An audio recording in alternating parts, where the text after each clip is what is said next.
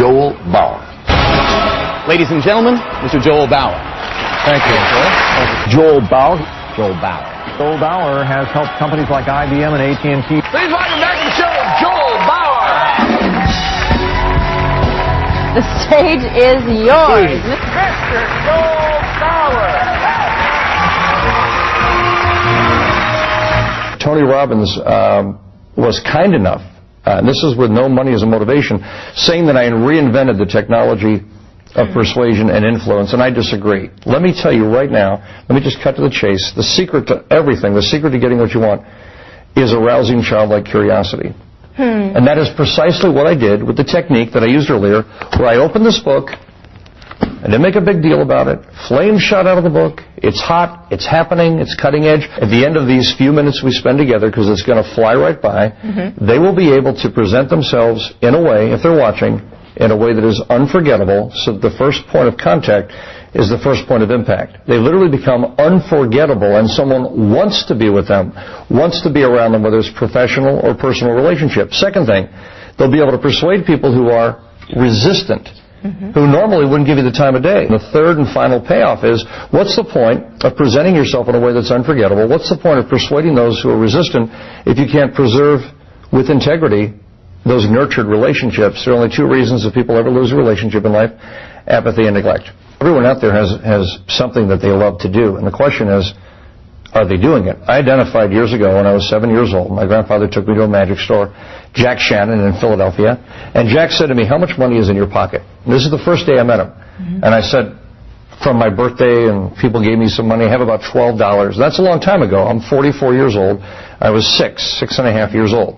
Takes me in there, was reasonably articulate, not brilliant, but I could hold conversation. He said, "Give me all your money and I'll tell you what you bought." Now tell me that's not the ultimate persuasion. And I handed the guy my money, and he did not let me down.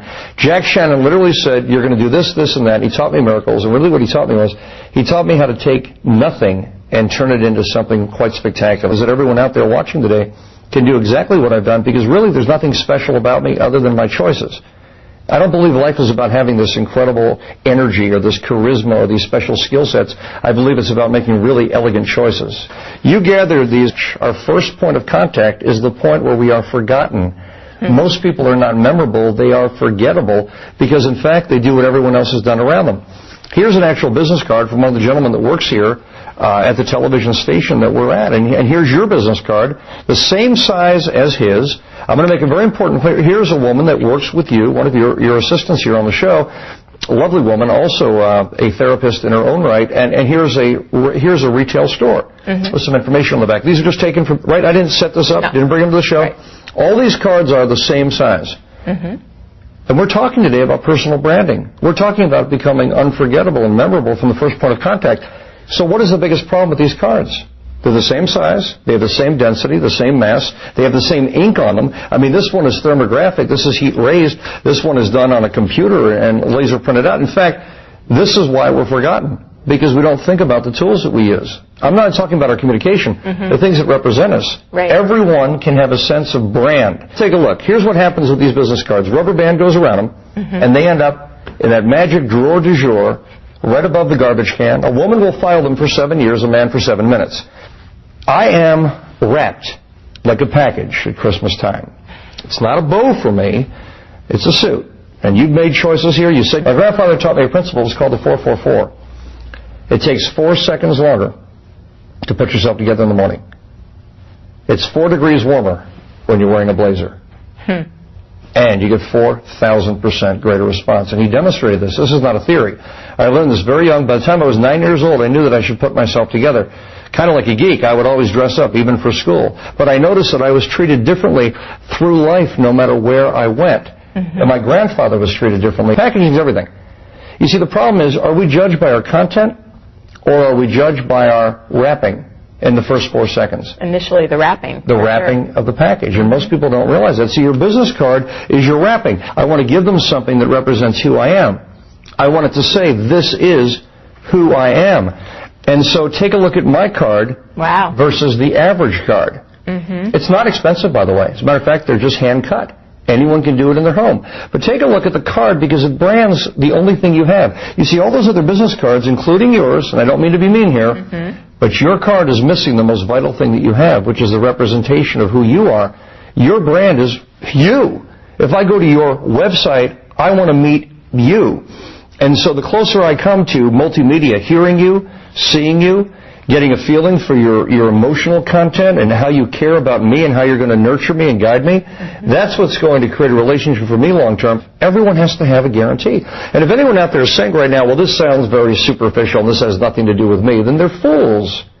Because we are all selling ourselves. And until you come to that realization, that breakthrough, that epiphany, that it is you that you are selling, you will fail miserably financially.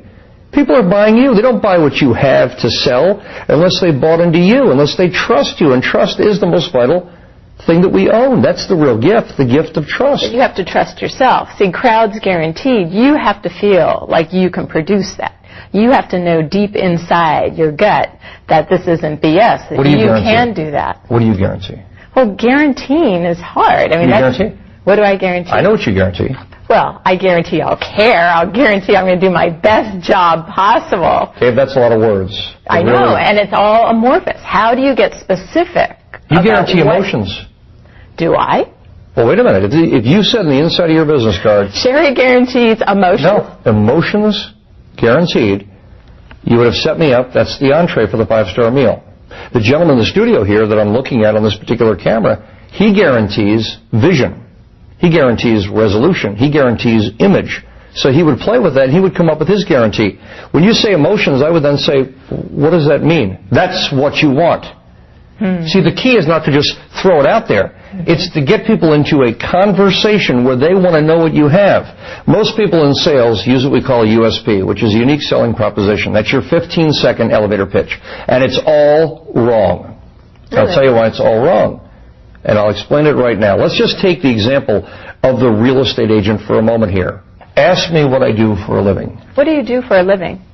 Have you ever been in a home you'd love to own but didn't think you could afford? I have. Excellent. Now I'm going to explain to the audience for a moment. I'm going to look away. The first question I asked her determines whether or not I move further. It is the qualifier.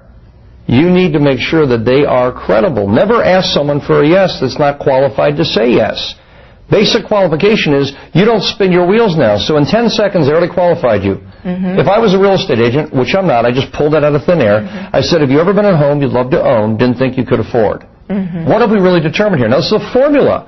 If you're taking notes now and you wrote down, have you ever been in a television station? Have you ever been with a therapist who literally read your mind, had all the answers to every question you ever pondered, and literally could help you in the first 5 to 10 seconds. That pulls them right into what it is you do. Absolutely. Well, that's the whole idea. You want to pull them in, but I pull them in, and I want to make sure that my time is being qualified. Otherwise, I'm just going to be friendly with them and hang out, maybe find out about them. But if they said to me no, that means they have no vision. They're not interested in the home.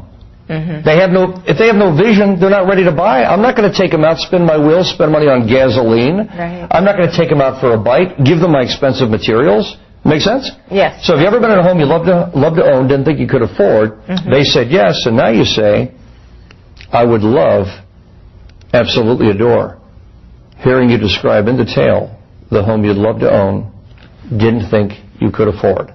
I open my wallet, I take out a little stickum, little piece of paper, take out a pen, and I just look at them and I start taking notes. She then says, high beam ceilings.